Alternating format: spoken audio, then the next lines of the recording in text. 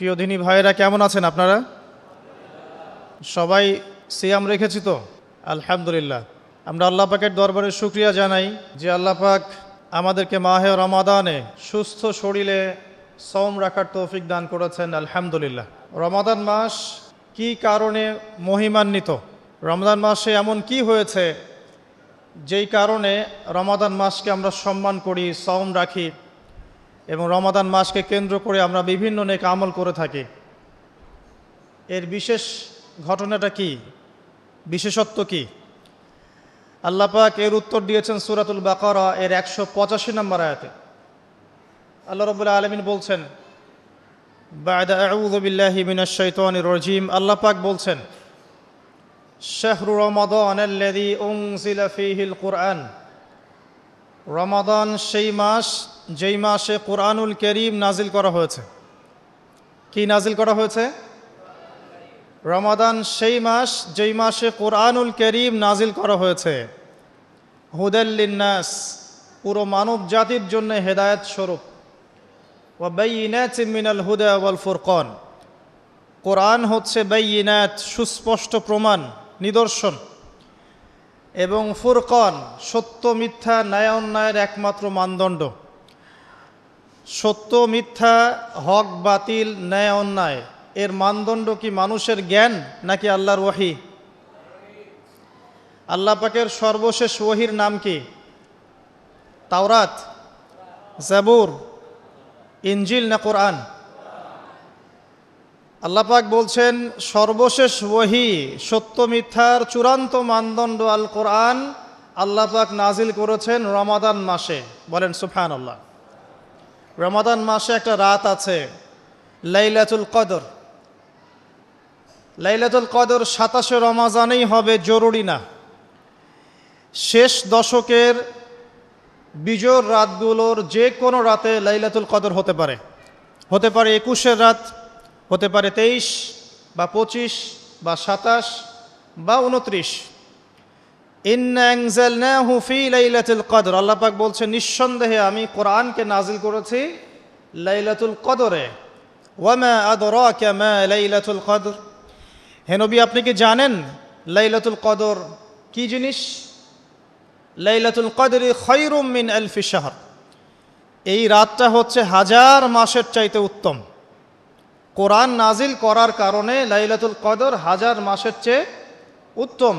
এই লাইলাতুল কদরে আপনি ইবাদত করলে 1000 মাস ইবাদতের নেকি পাবেন ইনশাআল্লাহ। সুবহানাল্লাহ। তানাজ্জালুল মালায়েকাতু ওয়ার রূহ, এই রাতে মালায়েকা নাজিল হন, অবতীর্ণ হন বা অবতরণ করেন এই পৃথিবীতে, এবং জিবরাইল আলাইহিস সালাম এই পৃথিবীতে আসেন, নেককার বান্দাদের জন্য দোয়া করতে থাকেন। সালামুন হিয়া হাত্তা মাতলাইল ফজর, সকাল পর্যন্ত এই রাতে শান্তি বিরাজ করে। এই রাতে জিবরাইল আলাইহিস সালাম ফেরেশতাদেরকে নিয়ে আসেন, প্রত্যেকটা কাজের ফয়সালা অর্থাৎ 1 বছরের তাকদীর নতুন করে নবায়ন করা হয় লাইলাতুল কদরের রাতে। আল্লাহ পাক বলছেন এই কদরের রাতেই আমি কোরআন নাজিল করেছি। আর এই কোরআন যে মাসে নাজিল করা হয়েছে তার নাম কি? রমাদান মাস। তাহলে রমাদান মাসের সবচেয়ে গুরুত্বপূর্ণ বিষয়টা হচ্ছে আল কোরআন নাজিল হওয়া। এই তো কথা কি বুঝতে পারছেন? রমাদান মাসের সবচেয়ে গুরুত্বপূর্ণ ইভেন্টটা কি? আল কোরআন নাজিল হওয়া।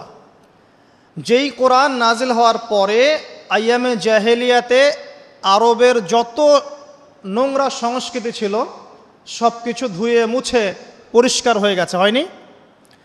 আইয়ামে জাহেলিয়াতে শিরক ছিল, আইয়ামে জাহেলিয়াতে সুদ ছিল, সুদ। আইয়ামে জাহেলিয়াতে মাদক দ্রব্যের প্রচলন ছিল, নারীর অবমাননা ছিল, মেয়েদেরকে জীবন্ত কবর দেওয়া হতো, জেনা ছিল, ব্যভিচার ছিল, ধর্ষণ ছিল, মেয়েদের অধিকার ছিল না, দাস প্রথা ছিল, জুলুম ছিল, অন্যায়, মারামারি, কাটাকাটি, রাহাজানি, যুদ্ধ বিগ্রহ, এগুলো আইয়ামে জাহিলিয়াতে পূর্ণ ছিল। এইরকম একটা জাহেলি সমাজকে মাত্র 23 বছরের ব্যবধানে আল্লাহ রাব্বুল আলামিন পরিবর্তন করে দিলেন। সুবহানাল্লাহ। কে পরিবর্তন করলেন? মুহাম্মদুর রাসূলুল্লাহ সাল্লাল্লাহু আলাইহি ওয়াসাল্লাম কিসের মাধ্যমে পরিবর্তন করলেন? আল্লাহর ওহী, কোরআন এবং সুন্নাহর মাধ্যমে। কত বছরের ব্যবধানে? মাত্র 23 বছর। মাত্র 23 বছর। 23 বছর পরের মক্কায় গিয়ে আপনি দেখবেন কোনো সুদ নাই, কোনো শিরক নাই, কোনো মাদক নাই, কোনো নারীর অবমাননা নাই। সেখানে মেয়েদেরকে আর ধর্ষণ করা হচ্ছে না, সেখানে আর মাদকদ্রব্য মানুষ খাচ্ছে না, সেখানে ভাই ভাই হয়ে গেছে সবাই, একে অপরের সাথে কোনো মারামারি কাটাকাটি ভেদাভেদ নাই, সবাই একটা উম্মাহ হয়ে গেছে। তো এই যে 23 বছরে একটা নোংরা সমাজকে আলোকিত সমাজে পরিণত করা হলো কিসের মাধ্যমে? আল কোরআনের মাধ্যমে। আর সেই কোরআন নাজিল করা হয়েছে রমাদান মাসে। তাহলে এই রমাদান মাসে আমাদের সবচেয়ে বড় দায়িত্বটা কি? কোরআন কেন্দ্রিক জীবন গড়া, তাই নয় কি? কোরআন কেন্দ্রিক জীবন গড়া, কোরআন পড়তে শেখা, কোরআন মানুষকে শেখানো, কোরআনের অর্থটা বোঝা, কোরআনকে নিয়ে গবেষণা করা, কোরআনের দাওয়াত মানুষকে দেয়া এবং কোরআনের যে বিধান এটা বাস্তবায়নের চেষ্টা করা। এই তো কোরআন কেন্দ্রিক কাজ, তো এইগুলোই। নবী সাল্লাল্লাহু আলাইহি ওয়াসাল্লাম এবং সাহাবায়ে কেরাম 23 বছর ধরে এই কাজগুলো করেছিলেন বলেই আইএমএ জাহিলিয়াত একটা আলোকিত সমাজে পরিণত হয়েছে। আমার কথা কি বুঝতে পারছেন? আলহামদুলিল্লাহ। এখন আসেন খুব সরল কথা বলি যে আমরা যারা মুসলিম আছি কোরআন কেন্দ্রিক আমাদের কি কাজ করা উচিত, এই রমাদান মাসে আমরা কি করতে পারি এবং রমজান মাস থেকে শিক্ষা নিয়ে সারা বছর এটাকে ধরে রাখতে পারি কিভাবে, এটাই মূল কথা। অনেক বেশি কথার প্রয়োজন নাই, মূল কথা কিন্তু অল্প। রমাদান মাসে আমাদের প্রথম দায়িত্ব হচ্ছে আল কোরআন পড়তে শেখা। আমরা কারা কারা কোরআন পড়তে জানি? হাত উঁচু করি একটু। মাশাআল্লাহ, বেশিরভাগ মানুষই কোরআন পড়তে জানেন, আলহামদুলিল্লাহ। জাযাকুমুল্লাহ খায়রান, আল্লাহ পাক আপনাদেরকে বারাকা দান করুন, দোয়া করি। প্রথম কাজ কোরআন পড়তে শেখা। পড়তে জানেন, আলহামদুলিল্লাহ।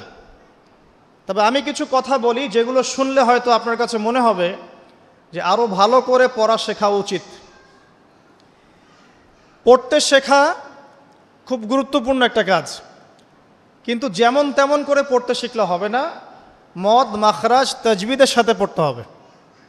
যেমন একটা অক্ষর আছে কফ, বড় কফ, যেমন কফ দিয়ে একটা শব্দ আছে কুল। আপনারা সূরায় পড়ছেন নামাজে কুল হু আল্লাহু আহাদ, তাই পড়ছেন না? তো এই কুল শব্দের অর্থ হচ্ছে বলুন। কিন্তু আপনি যদি কফ এর মাখরাজটা ভুল করেন এবং কফ না বলে আপনি ছোট কাফ পড়েন এবং কুল না পড়ে আপনি কুল পড়েন, বলেন যে কুল হু আল্লাহু আহাদ, তাহলে অর্থটা পরিবর্তন হবে। অর্থ দাঁড়াবে খাও আল্লাহ এক এবং অদ্বিতীয়। আমি কি বুঝাতে পারছি? শুধুমাত্র কফ এর উচ্চারণ সঠিকভাবে না করার কারণে আপনার অর্থ পরিবর্তন হয়ে গেছে, বলো এর জায়গায় খাও অর্থ চলে এসেছে। আপনি পড়ছেন আল্লাহু আকবার, আলহামদুলিল্লাহি রাব্বিল আলামিন, এই তো আপনি পড়ছেন আলহামদুলিল্লাহ। শব্দটা কি? আলহামদুলিল্লাহ। এই হা এর মাখরাজ কোথায়? হা এর মাখরাজ কোথায় বলেন একজন? কণ্ঠনালীর মাঝখান থেকে। এখান থেকে আপনি উচ্চারণ করছেন আলহামদুলিল্লাহি রাব্বিল আলামিন। অর্থ দাঁড়াচ্ছে সমস্ত প্রশংসা জগৎসমূহের রব আল্লাহর জন্যে, ঠিক আছে? কিন্তু আপনি এই হায়ে হুত্তির জায়গায় যদি হায়ে হাওয়াস পড়েন, যার মাখরাজ অন্য জায়গা থেকে, আপনি পড়ছেন ফর এক্সাম্পল আলহামদুলিল্লাহি রাব্বিল আলামিন, যেমনটা অনেকেই পড়ে থাকে। কেমন আছেন? আলহামদুলিল্লাহ ভালো আছে, তাই না? কেমন আছেন? আলহামদুলিল্লাহ ভালো আছে। তো আলহামদুলিল্লাহ না বলে সে বলেছে আলহামদুলিল্লাহ। তো যে হায়ের উচ্চারণ পরিবর্তন হয়ে গেছে, এই কারণে অর্থ পরিবর্তন হয়ে দাঁড়াবে যে সমস্ত নিন্দা আল্লাহর জন্যে, যিনি জগৎসমূহের রব। আমার কথা কি বুঝতে পারছেন? শুধু হা এর মাখরাজ ভুল হওয়ার কারণে এই সমস্যা হলো। তাই যারা পড়তে শিখেছি আরও ভালো করে পড়তে শিখি, মদের সাথে, মাখরাজের সাথে, তাজবিদের সাথে সমস্ত নিয়মকানুনগুলো আবার চর্চা করি, যাতে আপনার তেলাওয়াতটা 100% বিশুদ্ধ হয়। আল্লাহ পাক তৌফিক দান করুন। ফর এক্সাম্পল একটা উদাহরণ দিচ্ছি, আলিফ লাম মিম, সূরা বাকারার প্রথমে আছে না আলিফ লাম মিম? এই আলিফ লাম মিমের অর্থ আছে, কিন্তু আল্লাহ ছাড়া এই অর্থ কেউ জানেন না। এর অর্থ আমরা করতে পারবো না, কিন্তু অর্থ আছে। যালিকাল কিতাব লা রাইবা ফিহ, এটা এমন একটা কিতাব যে কিতাবের মধ্যে কোনো সন্দেহ নাই, কোনো সন্দেহ নাই। এই যে নাই এর অর্থটা হচ্ছে লা মানে নাই, লা রাইবা কোনো সন্দেহ নাই, রাইব মানে সন্দেহ, লা মানে না, লা রাইবা কোনো সন্দেহ নাই, ফিহি এর মধ্যে মানে এই কিতাবের মধ্যে। এখানে লায়ের উপর কি মদ আছে? লায়ের উপরে কি মদ আছে না? লাকে টানতে হবে না? কি বলেন? লাকে টানতে হবে না? লাকে টানতে হবে, লা রাইবা ফি, লাকে টানতে হবে। এই যে বলি আমরা লা ইলাহা, লাই টান নাই? লা ইলাহা লাই টান আছে না? আছে। ইল্লাল্লাহ, কোনো ইলাহ নেই আল্লাহ ছাড়া। তো এই যে আপনি পড়ছেন লা রাইবা ফি, ঠিক আছে, কিন্তু আপনি যদি মদটাকে ভুল করেন এবং আপনি পড়েন যালিকাল কিতাব লা রাইবা ফি, লায়ে কি করেন নাই? মদ করেন নাই, লাই আপনি টানেন নাই, কিন্তু পড়েছেন যালিকাল কিতাব লা রাইবা ফি। অর্থ কি হবে? অর্থ হবে এটা এমন একটা কিতাব যে কিতাবে অবশ্যই সন্দেহ আছে। আমি মনে হয় বুঝাতে পারছি না। তখন অর্থ দাঁড়াবে এমন যে এটা এমন একটা কিতাব যেই কিতাবে অবশ্যই সন্দেহ আছে। যদি আপনি লায়ে টান না দেন তাহলে অর্থ পরিবর্তন হবে।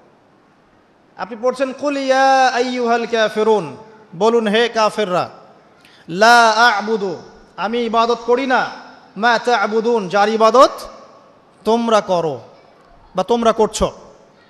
তো এখানেও লায়ের মধ্যে মদ আছে, লা আ'বুদু মা তা'বুদুন। কিন্তু আপনি যদি মদ না করেন, যদি পড়েন কুল ইয়া আইয়ুহাল কাফিরুন লা আ'বুদু মা তা'বুদুন, অর্থ কি হবে?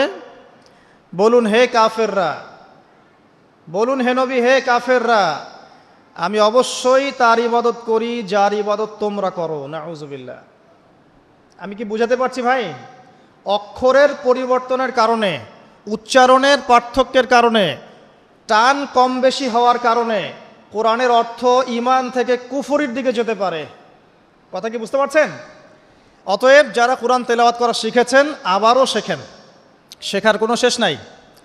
যদি এখন আমি কোরআন তেলাওয়াত আপনাদেরকে ধরি, দেখা যাবে অনেকের তেলাওয়াত ভুল পাওয়া যাবে, পাওয়া যাবে না?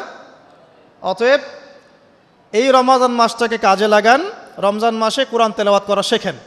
ইমাম সাহেবের কাছে শেখেন, মুয়াজ্জিন সাহেবের কাছে শেখেন, আলেমের কাছে আসেন, মাদ্রাসায় যান। যদি এগুলো সুযোগ না থাকে, অনলাইনে অনেক কোর্স করানো হচ্ছে, অনলাইনে কোর্স করেন।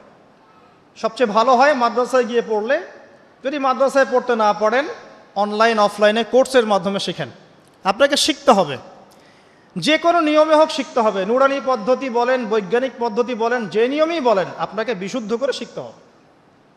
এবার শিখে ফেললে আপনি কি পাবেন? খুব সংক্ষেপে বলছি। শিখে ফেললে আপনি কোরআন তেলাওয়াত করবেন নিয়মিত। আমি পরামর্শ দেই প্রত্যেক দিন এক পারা করে পড়েন, প্রত্যেক দিন এক পারা, তাহলে 30 দিন 30 পারা পড়া হবে। প্রত্যেক মাসে একটা করে খতম দিতে পারবেন, আপনি বছরে 12টা খতম দিতে পারবেন।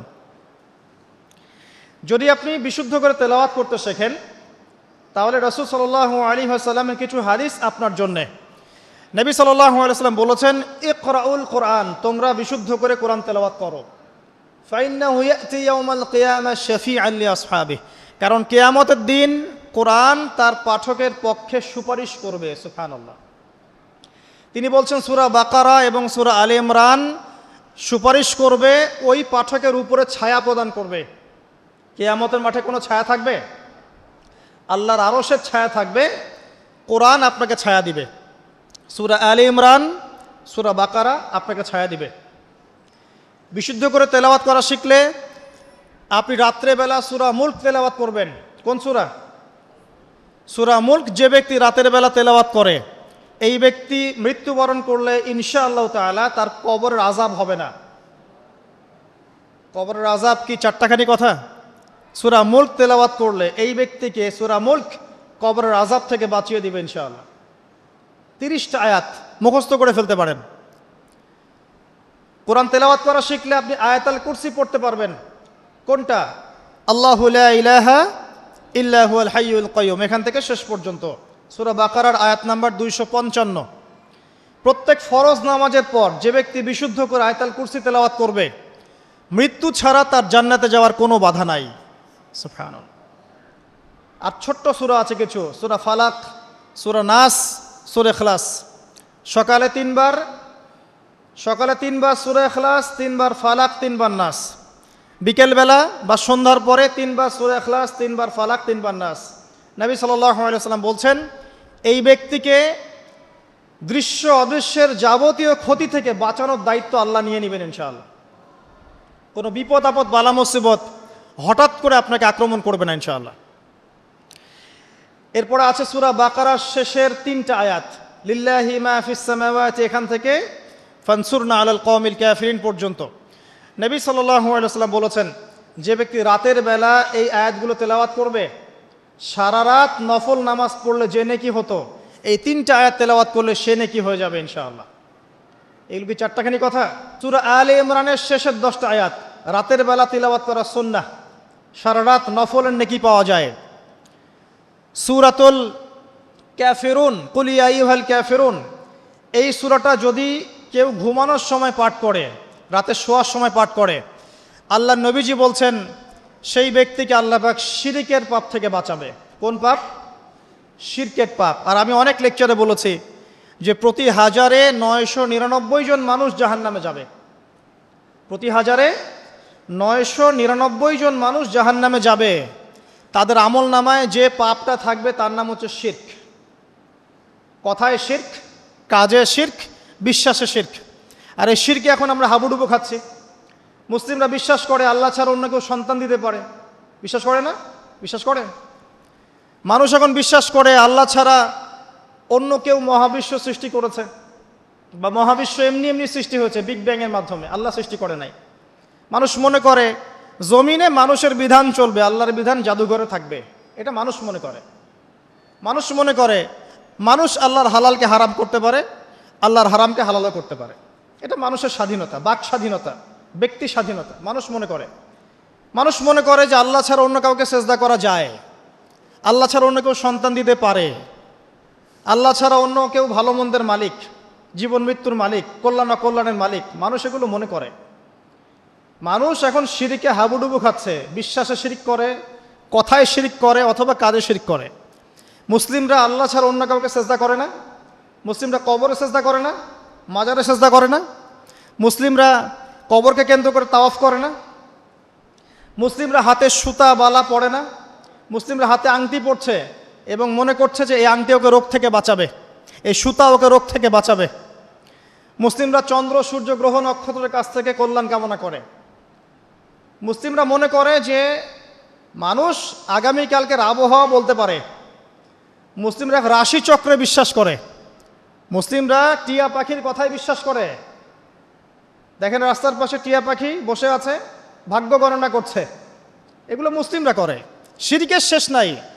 আমি একটা বইয়ের নাম বলি মাঝে মাঝেই, বইটার নাম হচ্ছে কিতাবুত তাওহীদ। কি নাম?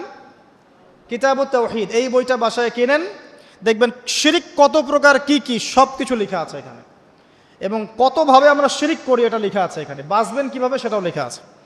যাই হোক, সূরাতুল কাফিরুন যে ব্যক্তি শোয়ার সময় পড়বে, আল্লাহ পাক তাকে শিরকের পাপ থেকে বাঁচিয়ে রাখবেন ইনশাআল্লাহ তাআলা। আল্লাহ পাক শিরকের একটা গোপন পাপ আছে, গোপন শিরক, রিয়া, মানুষকে দেখানোর জন্য আমল করা, লোক দেখানো আমল। এটা থেকেও আল্লাহ পাক বাঁচাবে সেই ব্যক্তিকে, যে ব্যক্তি সূরা কাফিরুন রাতের বেলা তেলাওয়াত করবে ঘুমানোর সময় ইনশাআল্লাহ তাআলা। আর অনেক সূরা আছে। কারো যদি চোখ লাগা, বদনজর, জিন ঘটিত কোনো সমস্যা হয়, সূরা জিনের প্রথম 10টা আয়াত পরে দম করে ফু দিবেন, দেখবেন ইনশাআল্লাহ রোগী ভালো হয়ে গেছে ইনশাআল্লাহ। কারো যে কোনো অসুস্থতা থাকলে চিকিৎসা করবেন, ওষুধপত্র খাবেন, সব ঠিক আছে। তার আগে সূরা ফাতিহা পড়বেন। সূরা ফাতিহা পড়ে নিজের গায়ে দম করবেন, পানিতে দম করে খাবেন, দেখবেন সূরা ফাতিহার মধ্যে শিফা আছে। সূরা ফাতিহার মধ্যে শিফা আছে। এই সূরা আরেকটা নাম হচ্ছে আয়াতুশ শিফা। এই সূরার মধ্যে শিফা আছে, আরোগ্য আছে, আর অনেক আয়াত আছে, এগুলো বলতে গেলে সময় শেষ হয়ে যাবে। তো প্রথম যে কাজ আমাদের, সেটা হলো আল কোরআনকে বিশুদ্ধ করে পড়তে শেখা। আমার কথা কি বুঝতে পারছেন? যারা পড়া শিখেছেন আবার পড়া শেখেন। কারণ কি? আমি বললাম আপনার অক্ষরের পার্থক্যের কারণে, মদ মাখরাজের পার্থক্যের কারণে তাজবিদের নিয়মের ভুল ত্রুটির কারণে অর্থ পরিবর্তন হয়ে যেতে পারে, তখন সারাটা জীবন আপনি ভুল পড়ে যাবেন।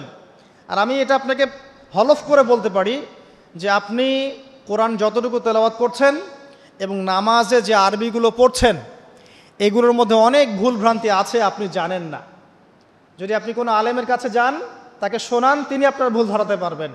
অতএব আবার বিশুদ্ধ করে পড়া শেখেন, আল্লাহ পাক তৌফিক দান করুন। নবীজি বলেছেন সাল্লাল্লাহু আলাইহি ওয়াসাল্লাম, মান ক্বারাআ হারফাম মিন কিতাবিল্লাহি ফালাহু হাসানা, কেউ যদি একটা হরফ তেলাওয়াত করে কোরআনের, তার নেকি হবে কত নেকি? আল হাসানাতু কাআশরি আমসালিহা, এক নেকি 10 দিয়ে গুণ করা হবে। অর্থাৎ একটা হরফ তেলাওয়াত করলে 10 নেকি হবে ইনশাআল্লাহ। আলিফ লাম মিম পড়লে 10 নেকি হয় না, আলিফ লাম মিম পড়লে 30 নেকি হয়। কারণ আলিফ একটা হরফ, লাম একটা হরফ, মিম একটা হরফ। আপনি কি জানেন কোরআনে কতগুলো হরফ আছে? আল কোরআনে 600টা পৃষ্ঠা আছে। কত পৃষ্ঠা? এটা হাফেজি কোরআনে 600 পৃষ্ঠা থাকে। প্রত্যেক 20 পৃষ্ঠায় একটা করে পারা শেষ হয়। প্রত্যেকটা পৃষ্ঠার মধ্যে 15টা করে লাইন থাকে। কয়টা লাইন থাকে? 15টা লাইন থাকে। প্রত্যেকটা লাইনের মধ্যে 9টা করে গড়ে শব্দ থাকে। গড়ে 9টা করে শব্দ থাকে। এক পৃষ্ঠায় দেখবেন 134 বা 135টা শব্দ থাকবে। এখন 600কে আপনি 135 দিয়ে গুণ করলে দেখবেন আল কোরআনে 77,800টা শব্দ আছে। 77,800টা শব্দ আছে, মানে প্রায় 78,000 শব্দ আছে। এটা হলো শব্দের কথা বললাম। এই শব্দগুলো সব নতুন শব্দ নয়, এগুলো বের হয়েছে মাত্র 4 থেকে 4,500 শব্দ থেকে। মাত্র 4 থেকে 4,500 শব্দ থেকে। এই শব্দগুলো আবার 3 ভাগে ভাগ করা যায়। এক ভাগ হচ্ছে নাউন্স। নাউন্স তো বোঝেন, বিশেষ্য, যেগুলোকে আমরা ইসম বলি। যেমন আল্লাহ, মুহাম্মদ, জিবরিল, মিকাল, ইব্রাহিম, ইসমাইল, এগুলো নাউন মানে বিশেষ্য। একগুলো আছে ফেল বা ক্রিয়াপদ, যেমন না'বুদু, নাস্তাইন, নাতরুকু, ইয়ামালুন, ইয়াফআলুন ইত্যাদি। অনেকগুলো আছে ফেল মানে ক্রিয়া। এই ফেলগুলোই মূল জিনিস, এগুলো ভার্বস। এগুলো 2 ভাগে ভাগ করা যায়, ফেলে মাজি এবং ফেলে মুদারে, অতীতকাল এবং বর্তমান ভবিষ্যৎকাল। আরেকগুলো আছে হরফ বা অব্যয়। এগুলোকে আমরা ইংরেজিতে বলি প্রোনাউন্স বা প্রিপোজিশন বা কনজাংশন, ইন্টারজেকশন। এগুলো সব কিছু মিলেই হরফ। এই অল্প কিছু শব্দ থেকে কোরআনের 78,000 শব্দ বের হয়েছে। কোরআনের যদি কেউ 400 থেকে 500টা মাজদার জানে, মাত্র 400 থেকে 500টা মাজদার, ইনশাআল্লাহ তাআলা সে কোরআনের 70% অনুবাদ করতে পারবে ইনশাআল্লাহ। কথা কি বুঝতে পারছেন? হয়তো কিছু বুঝতে পারছেন না। মাত্র 400 থেকে 500টা মাজদার, মূল ওয়ার্ড, রুট ওয়ার্ড কেউ যদি জানে, এবং এই একটা শব্দ থেকে অনেকগুলো শব্দ তৈরি করার ট্রান্সফরমেশন পদ্ধতি আছে, একটা আরবি ব্যাকরণ একটা পদ্ধতি আছে, যে একটা শব্দ থেকে আপনি অনেকগুলো শব্দ তৈরি করতে পারবেন। আরবিতে এরকম পদ্ধতি আছে। এই পদ্ধতিটা যদি সে জানে এবং এই সিনোনিমসগুলো, ভোকাবুলারিগুলো মনে রাখতে পারে, মাজদারগুলো মনে রাখতে পারে, ইসিমগুলো মনে রাখতে পারে, হরফের ব্যবহারগুলো জানে, সে ইনশাআল্লাহ তাআলা অল্প সময়ের মধ্যে 70% কোরআনের অনুবাদ করতে পারবে ইনশাআল্লাহ। বাকি 30% কি হবে সেটা নিয়ে পরে চিন্তা করা যাবে। আমি একটা ছোট্ট উদাহরণ দিচ্ছি। সূরা ফাতিহা, এখানে কম বেশি 18 থেকে 20টা শব্দ আছে, ঠিক আছে? আলহামদুলিল্লাহি রব আলামিন, রহমান রহিম, মালিক ইয়াউমদ্দিন, শব্দগুলো আছে। হয়তো সব মিলিয়ে হবে 18 থেকে 20টা শব্দ। সূরা ফাতিহার এই শব্দগুলো কোরআনে রিপিট করা হয়েছে 7,800 বার। কতবার? 7,800 বার। মানে সূরা ফাতিহার অর্থ যে জানে, সে কোরআনের 7,800টা শব্দের অর্থ জানে। আল্লাহ পাক এই জন্যই বলেছেন, ওয়ালাকাদ ইয়াসসারনাল কুরআনা লিযিকরি ফাহাল মিন মুদ্দাকির। আমি কোরআনকে বোঝার জন্য সহজ করে দিয়েছি, উপদেশ গ্রহণের জন্য সহজ করে দিয়েছি। ফাহাল মিন মুদ্দাকির, কেউ কি আছো উপদেশ গ্রহণকারী? কোরআন বোঝা সহজ। হাদিস শাস্ত্র কঠিন। হাদিস শাস্ত্রের মধ্যে অনেক কঠিন শব্দ থাকে, অনেক উঁচু স্তরের ব্যাকরণ থাকে। কোরআন সত্যি বোঝা সহজ। শুধু প্রয়োজন আপনার পরিশ্রম, আপনার লেগে থাকা, আপনার দোয়া, আপনার অধ্যবসায় এবং আলেম উলামার কাছে যাওয়া আসা করা এবং ধারাবাহিকতা বজায় রাখা। ইনশাআল্লাহ 2টা বছর সময় দেন, দেখবেন ইনশাআল্লাহ তাআলা আপনি আল কোরআনের মিনিমাম 60 থেকে 70% বুঝতে পারছেন। আমি কিন্তু বলছি না যে আপনি মুফতি হয়ে যাবেন, মুহাদ্দিস হয়ে যাবেন, মুফাসসির হয়ে যাবেন, এটা বলছি না।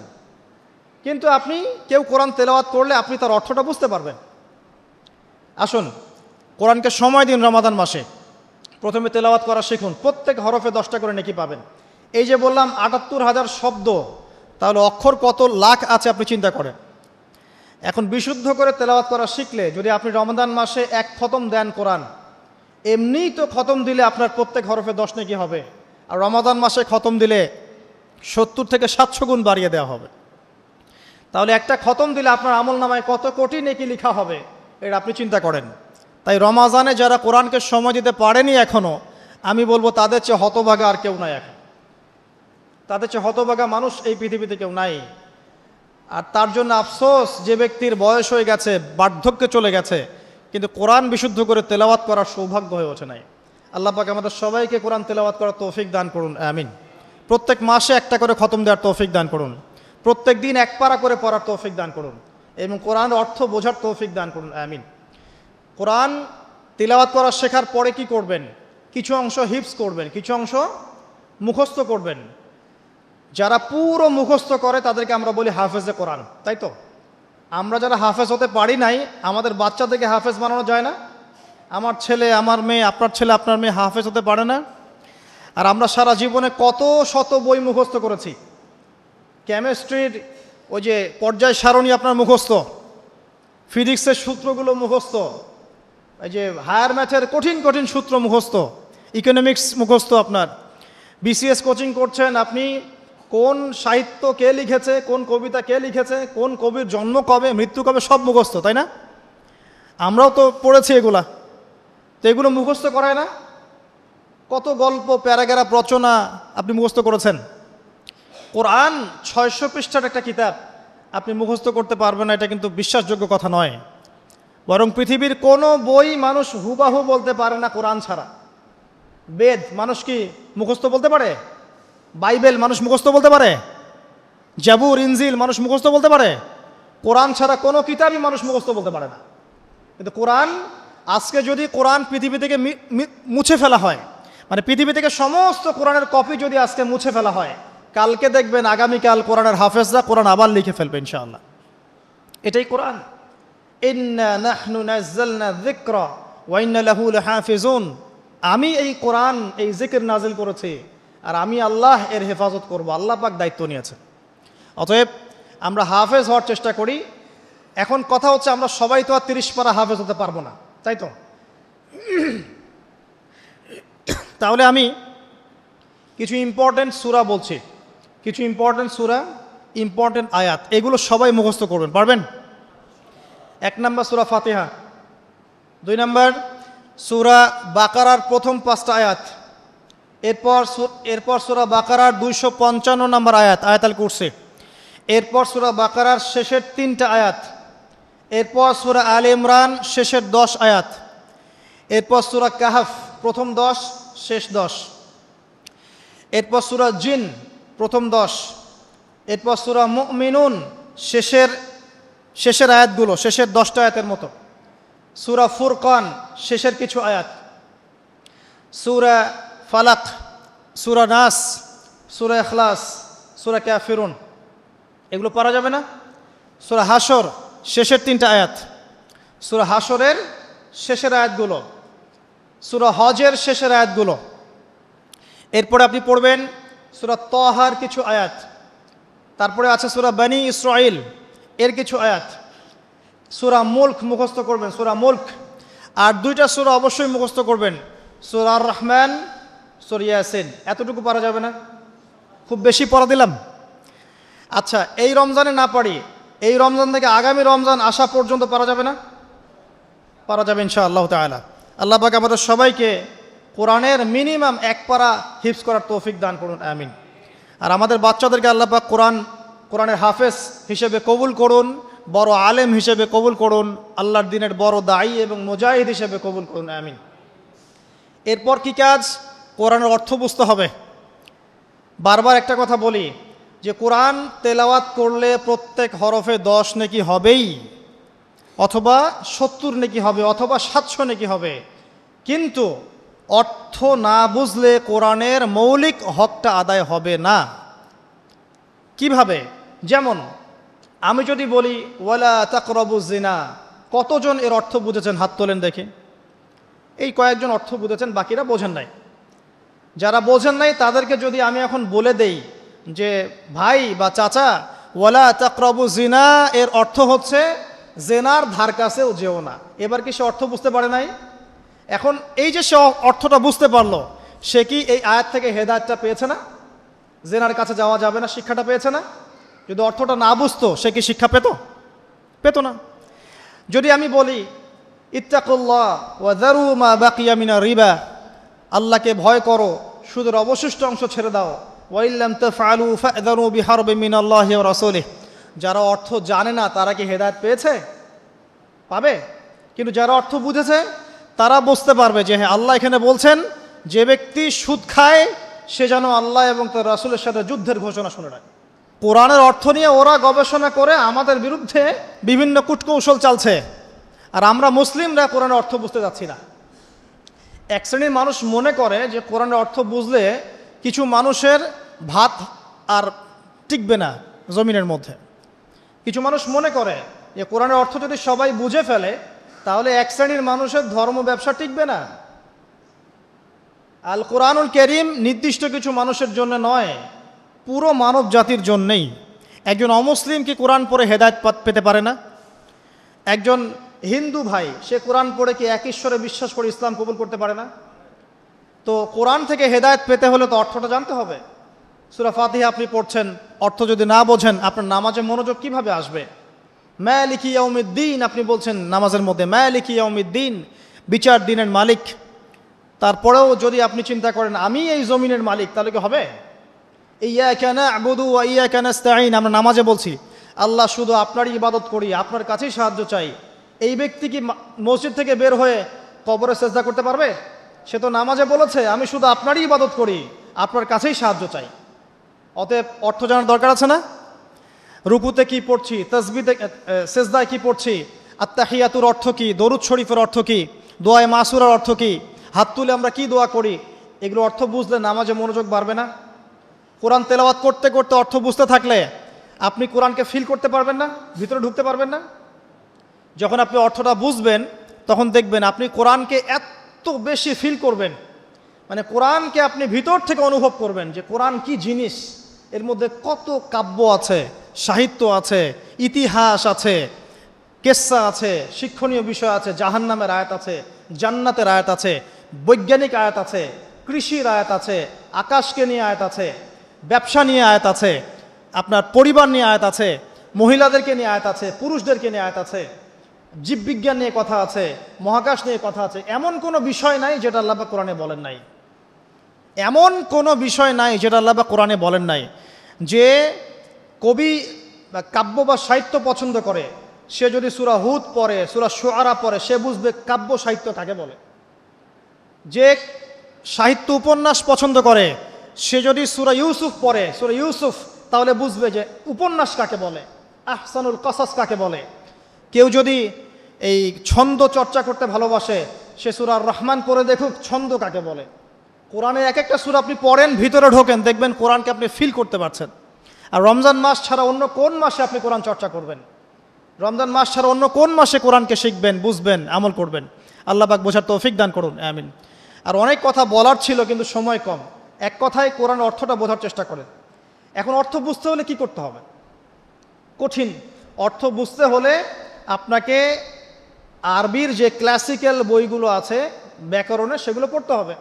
আর এই বইগুলো কি একা পড়া যাবে? উত্তর না, এই বইগুলো একা একা পড়া যাবে না, ওস্তাদের কাছে যেতে হবে। মিজান মুনসাহেব পড়তে হবে আপনাকে, নাহু সরফের কিতাব পড়তে হবে, বালাগাতের কিতাব পড়তে হবে। এগুলো পড়ার পরে আপনি ইসম ফেল হরফ বুঝবেন, এসো আরবি শিখি পড়বেন, সফওয়াতুল মাজদার পড়তে হবে, অনেক বই পড়তে হবে। পড়ার পরে আপনি বুঝতে পারবেন কোরআনের ভাষাটা কি। তবে সবাই তো আর এটা পারবে না, পারবে? সবার পক্ষে তো পসিবল না। তাহলে সবার জন্য একটা সলিউশন, আপনার কাছে যে তাফসিরটাকে ভালো মনে হয়, তাফসিরে মারিফুল কোরআন হোক, তাফসির ইবনে কাসির হোক, তাফসিরে জালালাইন হোক, যেটা আপনার কাছে ভালো মনে হয় সেই তাফসির বাসায় কিনেন, বাসায় কিনে প্রত্যেক দিন 10টা করে আয়াতের অনুবাদ পড়েন। পারবেন? এটা কি কঠিন? সহজ। কিন্তু অনুবাদ পড়লেই কিন্তু আপনি কোরআন বুঝতে পারবেন না, এটা মনে রাখেন। কোরআন অনুবাদটা কিন্তু কোরআন নয়, অনুবাদটা কিন্তু আমার ভাষায় আমি ট্রান্সলেট করেছি, কিন্তু আরবি থেকে আরবি বুঝতে না পারলে আপনি মূল কোরআনটা পাবেন না। আমি আসলে বুঝাতে পারছি না, মানে আমি বুঝছি জিনিসটা কিন্তু আমি আপনাকে বোঝাতে পারছি না। আরবি এই যে আপনার মনে করেন ওয়াদ্দুহা ওয়াল-লাইলি ইযা সাজা মা ওয়াদ্দা'আকা রাব্বুকা ওয়া মা ক্বালা ওয়ালাল আখিরাতু খায়রুল লাকা মিনাল উলা ওয়ালা সাওফা ইউ'তিকা রাব্বুকা ফাতারদা আলাম ইয়াজিদকা ইয়াতীমান ফাআওয়া ওয়া ওয়াজাদাকা দাল্লান ফাহাদা ওয়া ওয়াজাদাকা আইলান ফাআগনা ফাআম্মাল ইয়াতীম ফালা তাকহার ওয়া আম্মাস সাইলা ফালা তানহার ওয়া আম্মা বিনি'মাতি রাব্বিকা ফাহাদ্দিস। এই যে আমি একটা সূরা তেলাওয়াত করলাম, আমি আরবি থেকে আরবি বুঝতে পেরেছি, আমি আরবি থেকে আরবি বুঝতে পারছি এটার, কিন্তু এর অর্থটা পড়লে আপনি আরবির ভিতরে ঢুকতে পারবেন না। আরবি যদি আপনি শিখেন, বোঝেন, আপনি ফিল করবেন যে কি দরদ দিয়ে আল্লাহ পাক কথাগুলো বলছেন। আলাম ইয়াজিদকা ইয়াতীমান ফাআওয়া, হে নবী আমি কি আপনাকে ইয়তীম অবস্থায় পাইনি, আপনাকে কি আশ্রয় দেইনি? এই যে কন্টেন্ট, ধারাবাহিকতা, প্রসঙ্গ, এর ফ্লেভার, এটা বুঝতে হলে আপনাকে আরবি ভাষা লাগবে। আর আরবি ভাষা শেখাটা নিজের উপরে ফরজ করে নেন। আমি এই কথাটা এত জোর দিয়ে কেন বললাম? ইমাম শাফিঈ রাহিমাহুল্লাহ বলেছেন, আরেক মাযহাবের ইমাম, ইমাম শাফিঈ রাহিমাহুল্লাহ, তিনি বলেছেন মুসলিমদের উপরে কোরআন শিক্ষাও যেমন ফরজ, কোরআনের ভাষা শিক্ষাও ফরজ। কারণ ভাষা না শিখলে কোরআন শিখতে পারবে না মানুষ। আর আরবি ভাষা খুব সহজ, জানেন? আরবি ভাষা সহজ। বাংলা ব্যাকরণ যত কঠিন, আরবি ব্যাকরণ এত কঠিন নয়। বাংলা ব্যাকরণ কঠিন না? সন্ধি, কারক, বিভক্তি, সমাস পড়েছেন না? সমাস এত সহজ, কঠিন না জিনিসগুলো? আরবিটা সহজ। ইংরেজিতে আপনি টেন্স পড়ছেন, ভয়েস, ন্যারেশন, কত কি পড়ছেন না? কঠিন। আরবিটা কিন্তু সহজ। আর আপনি কোরআনের আরবিটুকু বোঝেন। আমি তো বলছি না সারাদিন আপনাকে আরবিতে কথা বলতে হবে, শুধু কোরআনের আরবিটুকু বোঝার চেষ্টা করেন, কারণ যাতে করে আপনি কোরআন, আল্লাহর কিতাব, আল্লাহর ভাষায় আপনি বুঝতে পারেন। আল্লাহ পাক তৌফিক দান করুন। আর যারা একেবারেই পারছেন না, অনুবাদ কিনেন, বাসায় তাফসির কিনেন, বাসায় 10টা করে আয়াত পড়েন, অনুবাদ পড়েন। কিন্তু অনুবাদ পড়েই ফতোয়াবাজি করবেন না, অনুবাদ পড়ে ফতোয়াবাজি করবেন না। অনুবাদ পড়ে অনেকে কিন্তু আবার গোমরাও হয়ে গেছে। এক শ্রেণী মানুষও বের হয়েছিল, এখনও আছে, যে কোরআন মানি, হাদিস মানি না। অনুবাদ পড়ে দেখবে যে অনুবাদে লেখা আছে ওয়ালাকাদ সাররাফনা ফি হাযাল কুরআন লিন-নাস মিন কুল্লি মাসাল, কোরআনে আল্লাহ পাক সব বিষয়ে ব্যাখ্যা করেছেন। তখন সে বলবে কোরআন যথেষ্ট, হাদিসের দরকার নাই। এই যে আল্লাহ পাক কোরআনে বলেছেন, দলিল আছে। তো কোরআন পড়েও মানুষ বিভ্রান্ত হতে পারে। কিন্তু অতএব অনুবাদ পড়ে যেটা বুঝবেন না, অবশ্যই আলেম ওলামার কাছে আসবেন। এবং আমি সবসময় বলি, বাংলাদেশের প্রেক্ষাপটে কওমি ঘরানার ওলামায়ে কেরাম যারা আছেন তাদের কাছে জ্ঞানের গভীরতা অনেক বেশি। এই কথাটা আমি বলেছি, বাস বলেছি, এর পিছনে অনেক ভিত্তি আছে। আমি যাচাই বাছাই করে, গবেষণা করে, অভিজ্ঞতার আলোকে কথাটা বলেছি। হুট করে আপনার বুঝে নাও আসতে পারে, কিন্তু কওমি ঘরানার ওলামায়ে কেরাম যারা আছেন তাদের মাঝে কিছু কিছু বিষয়ে ত্রুটি বিচ্যুতি থাকতে পারে, কিন্তু উসুলের জ্ঞান, আরবি ভাষার জ্ঞান, তাফসীরের জ্ঞান, হাদিসের জ্ঞান, এমনকি মারেফত, এই বিষয়গুলো তাদের মধ্যে অনেক বেশি আছে। এই জন্যে আমি তাদের কথা বলি গর্বের সাথে যে আলহামদুলিল্লাহ বাংলাদেশে আল্লাহ পাক এই শ্রেণীর উলামায়ে কেরামকে দিয়ে ধন্য করেছেন। তাদের কাছে যান, তাদের কাছে গিয়ে পড়াশোনা শেখেন, সোহবতে যান, যেটা বুঝবেন না আপনি জিজ্ঞাসা করেন, নিজে ফতোয়া দেওয়ার চেষ্টা করবেন না। আল্লাহ পাক বোঝার তৌফিক দান করুন, আমিন। আমি শেষ করছি আর 10 মিনিটের মধ্যে ইনশাআল্লাহ। তো 3টা কাজ আমরা শিখলাম।